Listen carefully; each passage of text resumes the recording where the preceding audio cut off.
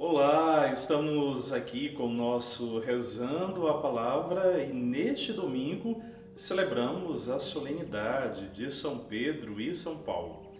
Venha comigo, vamos lá juntos rezar a Palavra do Senhor, porque sou eu que te faço companhia, Padre Fábio Eduardo.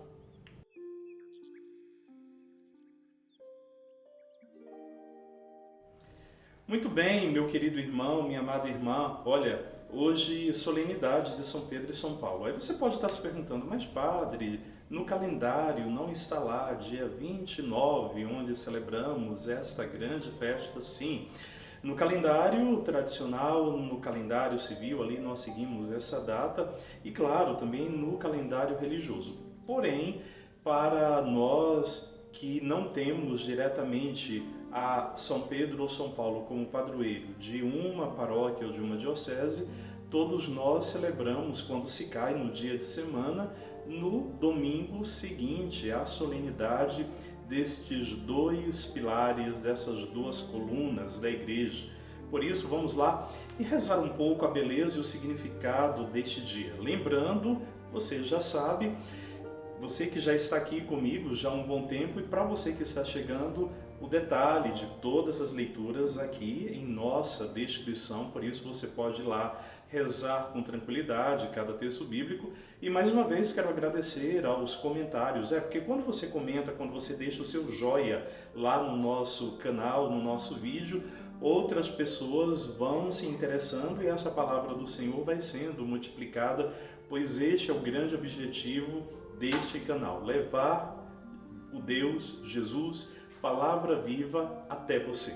Combinado sim? Então não se esqueça de deixar o seu comentário, compartilhar esse vídeo, deixar esse seu joia para que possamos crescer juntos na fé. Ora, meu querido irmão, o que rezar da beleza deste dia santo, sagrado, festivo, solene para toda a igreja? Bom, o Evangelho é interessante que a narrativa nos apresenta o diálogo de Jesus com os seus discípulos. Um texto muito forte, porque Jesus começa com uma pergunta aparentemente simples para os seus companheiros de caminhada. Jesus faz a primeira pergunta: o que vocês têm ouvido aí a meu respeito? O que falam de mim? E aí vão responder para Jesus: olha, Jesus, dizem isso, dizem aquilo, fala que você é na verdade Elias, e aí vai dizendo o que eles ouvem a respeito de Jesus. Só que então vem uma segunda pergunta que, na verdade, aqui nós vamos chegando à centralidade do que Jesus deseja. Jesus pergunta exatamente: mas para vocês, quem sou eu? Quem sou eu? E aí Pedro toma a dianteira dos seus amigos e vai afirmar: tu és o Messias, o Filho do Deus vivo. Ora, queridos irmãos, fiquemos ainda nesta primeira parte, da pergunta de Jesus e da resposta de Pedro. Quando Jesus pergunta: quem sou eu para vocês? Jesus não está preocupado simplesmente com aquilo que ele irá ouvir, mas a grande intenção de Jesus é fazer com que os seus se respondam interiormente quem é Jesus para eles. Porque essa pergunta, ela pode parecer simples e muitas vezes nós podemos aqui cair no risco de querer dar uma resposta meramente técnica, dogmática, teológica, catequética, mas está completamente distante de uma experiência íntima.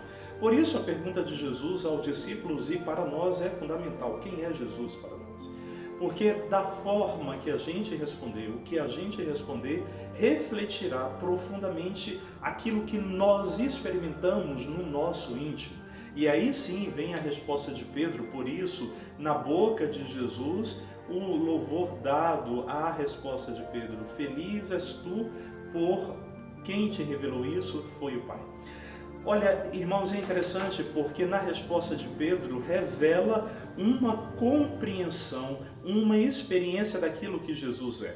Vale lembrar que mesmo a narrativa bíblica, ela acontecer aqui numa ordem cronológica, a narrativa, na verdade, ela nasceu como fruto da experiência da comunidade cristã depois da ressurreição do Senhor.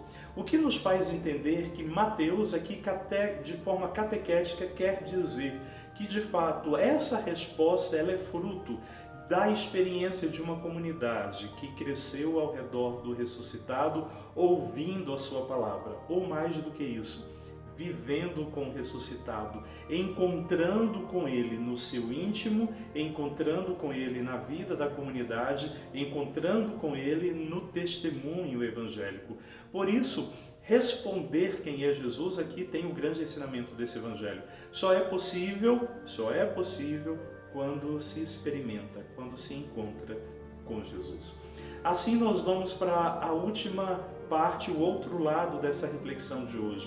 A primeira leitura já nos apresenta, na narrativa dos Atos dos Apóstolos, Pedro preso por conta da sua opção. E olha que coisa bonita, se o Evangelho nos apresenta o encontro com Jesus, que nos faz dar uma resposta interior, essa resposta interior refletirá profundamente na forma de viver. Assim, Pedro será preso, perseguido por conta da opção evangélica, por conta daquilo que ele testemunhou, a alegria de ter encontrado com Deus verdadeiro, com o Messias, com o enviado do Senhor. E graças a essa palavra de anúncio e denúncia, Pedro vai ser preso. Aí vem para nós outro ensinamento dessa liturgia. Os que fazem a verdadeira opção pelo Senhor podem sim serem perseguidos e torturados, assim como foram Pedro e Paulo. Junto a isso, a primeira leitura vai dizer que enquanto Pedro estava preso, a comunidade estava unida em oração. A comunidade perseverava na fé. Ora, queridos irmãos, como isso é fundamental. Em tempos de tantas insensibilidades, em tempos de novas divisões, infelizmente, de tantas divisões, quando a gente ouve uma palavra dessa, a gente entende que a igreja verdadeira é aquela que permanece unida na fé. Por isso, aquilo que foi dito na ordem de Jesus, tudo, Pedro, que tu desligares na terra será desligado no céu, tudo que tu ligares na terra será ligado no céu e te entrego as chaves, é para dizer que a igreja será sempre a presença do ressuscitado para o mundo e a sua palavra terá o poder de conectar com a vida ou de apontar para a falta de conexão com a própria vida, com o próprio projeto de Deus. Ora, e como isso nos faz perceber então aqui algo que nos é essencial. A igreja permaneceu unida. Portanto, serve para mim, serve para você. Queremos permanecer unidos à igreja, sejamos fiéis àquilo que ela ensina, aquilo que ela nos apresenta, aquilo que ela nos oferece. E assim fala que naquela perseverança, Pedro alcançou a libertação da prisão. E mais do que pensarmos numa prisão física, Pedro dará testemunho do quanto ele era um homem livre em Deus. E depois Pedro derramará o seu sangue, sendo, segundo a tradição, crucificado de cabeça para baixo, pois ele não considerava sequer ser digno de ser crucificado como seu Senhor. Assim, Pedro, que representa o abrir as portas aqui do primado, o primeiro Papa, nós hoje queremos fazer plena unidade com o nosso querido Papa Francisco, porque quando alguns irmãos que se dizem, digo se dizem porque os verdadeiros católicos cristãos não ofendem o Papa, o representante de Pedro hoje, no caso Francisco, os verdadeiros cristãos católicos não ofendem os sucessores dos apóstolos, como os próprios bispos, nem tampouco os verdadeiros cristãos e católicos vão para as redes sociais ou qualquer veículo de comunicação denegrir a sua igreja. Pelo contrário, os verdadeiros fiéis são perseverantes, reconhecendo as falhas, porque somos humanos e o pecado estará sempre presente em nós, mas acima de tudo se faz unido e promove o Evangelho e não a si mesmo. Assim, hoje é dia de rezar pelo Papa Francisco, por todas as suas intenções, pelo seu belo testemunho, que aqui vem exatamente o último ensinamento dessa liturgia, por meio do apóstolo Paulo. Aquele que tanto perseguiu, quando encontrou, olha mais uma vez o encontro. Ao ter encontrado com o Senhor, viu a sua vida transformada. Por isso, Paulo vai dizer, olha, combati o bom combate, porque o Senhor agora reserva para mim a coroa da justiça. A coroa da justiça. Paulo vai dizer isso porque ele entende que na sua conversão ele encontrou com Deus justo e verdadeiro. E na sua fidelidade, mesmo sendo perseguido, rejeitado pela sociedade, ele entende que a verdadeira justiça vem do Senhor e que está reservada na glória eterna. Assim, meus queridos, são tantas coisas que nós poderíamos rezar neste dia de hoje, mas aqui rezemos olhando para a figura desses dois homens, como eu e você, marcados pelas fraquezas, pelas fragilidades, por todas as quedas que nós podemos ter em nossa caminhada. Mas, se Pedro e Paulo nos revelam a fragilidade do ser humano, por outro lado, Pedro e Paulo revelam aquilo que Deus pode fazer aos frágeis, aos humanos, pequenos pecadores, que mesmo na nossa pequenez Deus nos escolhe e nos resgata, dizendo que nós podemos sim sermos testemunhas de vida, testemunhas de amor, testemunhas da perseverança, testemunhas do reino.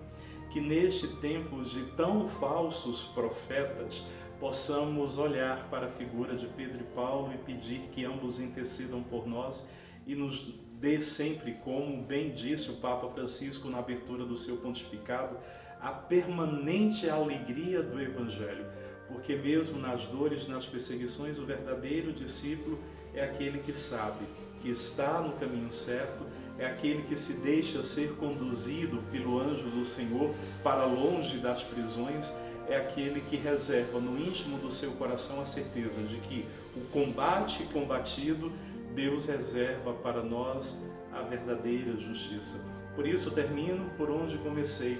Que neste dia de hoje, então, você pare, pense, e neste encontro tão belo e tão íntimo que Jesus proporciona a nós, você possa responder à pergunta de Jesus que Ele faz a mim e a ti. Quem sou eu para você? Olha, desejo um excelente domingo, desejo uma excelente semana para você. Até breve. Paz e bem.